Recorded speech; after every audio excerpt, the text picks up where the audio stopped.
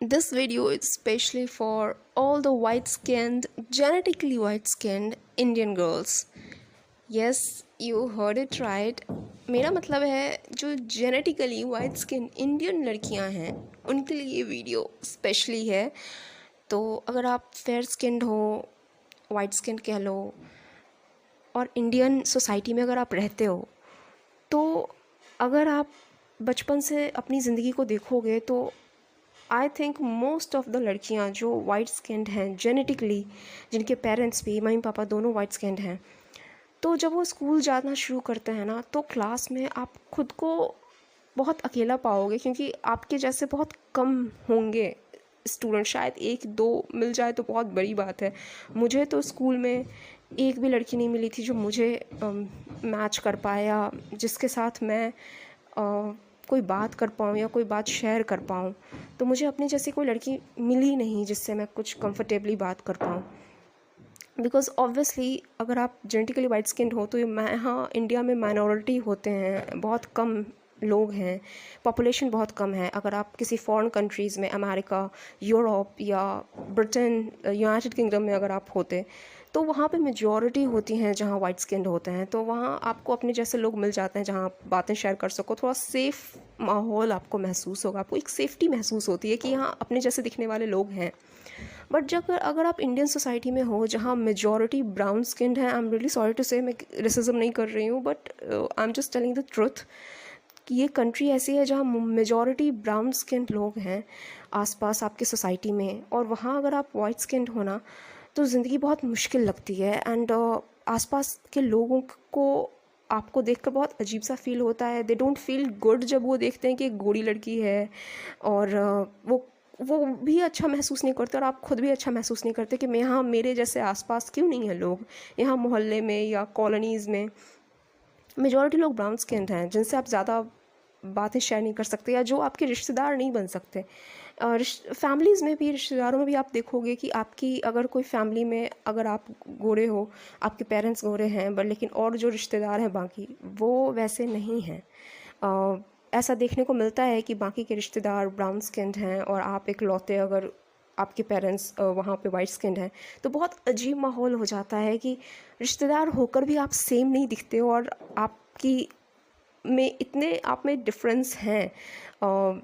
Genetically आप अलग हो, बिकॉज ऑब्वियसली आपके मम्मी पापा अलग जगह से माइग्रेट करके शायद एंसेस्टर्स आए हों, आपके पापा के एंसेस्टर्स कहीं दूसरी जगह से माइग्रेट करके आए हों, या आपके मॉम की साइड से अलग जगह से माइग्रेट करके आए हों।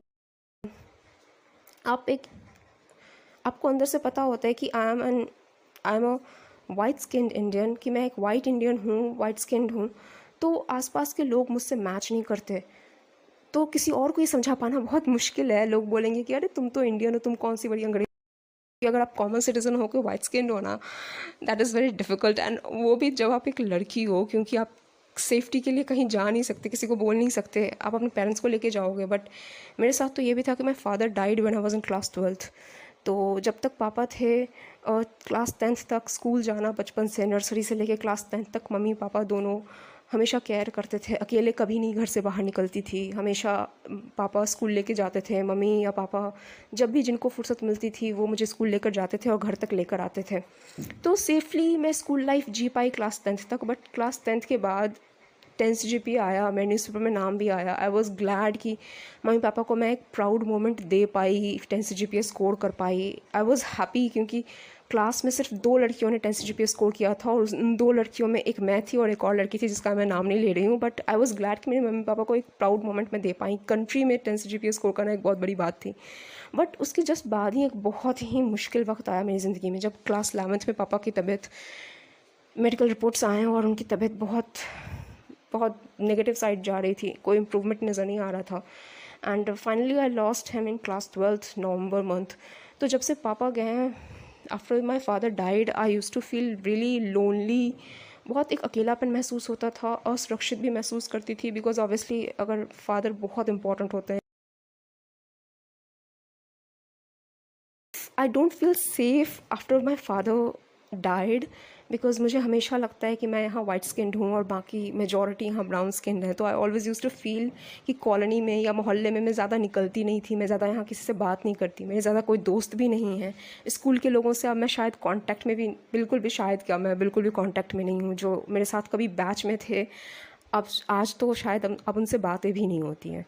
तो जो कभी बैच में मेरे स्कूल क्लासमेट्स हुआ करते थे वो शायद अब इतना कनेक्शन कट ऑफ हो चुका है क्योंकि क्लास में मेरे जैसा था ही नहीं, तो मेरी ज़्यादा बात ही नहीं होती थी। और अब तो 2015, आई थिंक 2015 में मैं क्लास 12th में थी और अब ये 2024 चल रहा है। तो आप देख लो 2015 से 2024 तक कितने साल हो गए हैं। और लास्ट टाइम मैं स्कूल 2015 में गई थी, 12th बोर्ड का एग्ज़ाम दिया था। एंड आज 2024 है, 2024 है। तो इतने सालों में स्कूल लाइफ के जो भी लोग थे, स्कूल बैचमेट्स थे, उनसे कनेक्शन मेरा कट ऑफ हो चुका है। आसपास के जो भी रिश्तेदार थे उनसे कनेक्शन कट ऑफ हो चुका है बिकॉज ऑब्वियसली मैच नहीं कर रहा, कोई मैचिंग नहीं है। यहाँ आसपास कोई मेरे जैसा दिखता नहीं है मुझे, जिससे मैं कुछ भी बातें शेयर करूँ, ना मेरे माँ के जैसा ना मेरे भाई के जैसा। तो हम तीनों जैसा यहाँ कोई है नहीं। और पापा के जाने के बाद तो और भी ज़्यादा अकेलापन लगता है। बट ठीक है, we are trying to adjust here. But बहुत मुश्किल है अगर आप वाइट स्किन इंडियन गर्ल हो और इंडियन सोसाइटी में एक कॉमन सिटीज़न हो फ़िलहाल, क्योंकि आपकी सेफ्टी को बहुत हमेशा आपको एक ख़तरा महसूस होता है। और आपको हर यहाँ पे आप यूट्यूब पे बहुत कम लड़कियों को देखोगे जो इस टॉपिक पे बात करती, बिकॉज ऑब्वियसली लोगों को लगेगा कि रेसिज्म हो रहा है, ब्राउन और वाइट स्किन की बातें कर रही हूँ, रेसिज्म कर रही हूँ, रेसिस्ट बन रही हूँ।